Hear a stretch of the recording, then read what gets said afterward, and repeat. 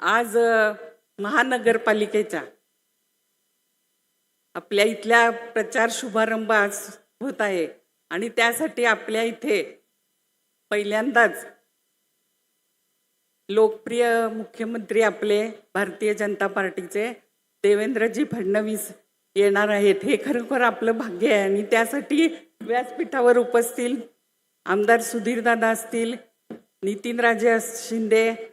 तसेच आत्ताच ज्यांनी आपलं मनोगत केले ते पृथ्वीराज भैया, दिनकर तात्या, तसेच नीताताई व उपस्थित सर्वच आता जे उमेदवार आहेत ते माझ्या डाव्या बाजूला बसलेत, ते सर्व उमेदवार, उपस्थित सर्व बंधू भगिनी, पत्रकार, आज खरं म्हणजे पहिल्यांदाच ही महानगरपालिकेची निवडणूक आम्ही भारतीय जनता पार्टीत प्रवेश केल्यानंतरची आहे आणि मला वाटतं की आम्ही हे जे पाऊल उचललं ते खरं म्हणजे आपल्या सांगलीच्या विकासासाठीच हे पाऊल उचललं आणि जे जे उमेदवार आमचे आहेत किंवा आपल्या भारतीय जनता पार्टीचे आहेत तर त्या सर्वांनीच आत्ता खरं म्हणजे ज्यांनी ज्यांनी माघार घेतली तर त्यांचं मी आभार मानते, कारण बरेच उमेदवार ह्या वेळेला इच्छुक होते आणि बरेच जणांना थांबावं लागलं, पण त्या उमेदवारांनी आपली माघारी घेऊन आपले जे उमेदवार उभे आहेत त्यांना सगळ्यांनी चांगला पाठिंबा दिला, त्याबद्दल मनापासून त्यांना धन्यवाद देते. आपल्याला सर्वांना आत्ताच नीताताईंनी आपल्या भारतीय जनता पार्टीचे ज्या योजना आहेत केंद्र शासनाच्या असतील किंवा राज्य शासनाच्या असतील तर त्यांचा सर्व आपल्या महिलांसाठी असू दे, युवकांसाठी असू दे किंवा विद्यार्थ्यांसाठी असू दे, सगळ्या योजना आता त्यांनी अत्यंत चांगल्या रीतीने आपल्या पुढे मांडल्यात आणि मला वाटतं आपल्या महिलांचं मतदान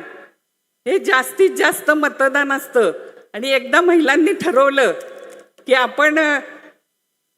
कशाला मत द्यायचं तर त्यांचं मत बदलत नाही. हे आतापर्यंतचा इतिहास आहे आणि त्या महिला सगळ्या करून दाखवतील असं मला वाटतं. आपले जे 78 उमेदवार आहेत तर त्या सर्वांना आपण जास्तीत जास्त मतांनी निवडून द्यायचंय, आशीर्वाद द्यायचा आहे आणि आपल्या भारतीय जनता पार्टीचंच महानगरपालिकेवर झेंडा कसा फडकेल हे आपण सर्वांनी बघितलं पाहिजे. कारण आता पृथ्वीराज भैयांनी जे सांगितलं की आपल्या महापालिकेतनं आपली जी विकास कामं करायची आहेत ती कुठली कुठली आहेत, आपले रस्त्याची कामं झालेली आहेत बरीच, किंवा आपल्याला अभ्यासिका करायच्यात,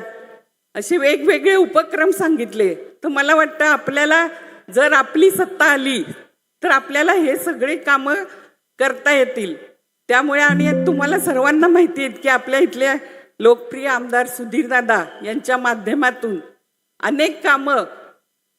जवळजवळ बरीचशी कामं म्हणजे झालेली आहेत आणि इथून पुढच्या काळात सुद्धा अशीच कामं होत राहतील. आपल्या सांगलीचा विकास करायचा असेल तर आपण सर्वांनीच भारतीय जनता पार्टीचे जे जे उमेदवार असतील तर त्यांना मतदान करावं व येत्या 15 तारखेला कमळ या चिन्हासमोर बटन दाबून जास्तीत जास्त मतांनी निवडून द्यावं अशी तुम्हाला सर्वांना मी विनंती करते. जय हिंद, जय महाराष्ट्र. धन्यवाद श्रीमती जयश्री.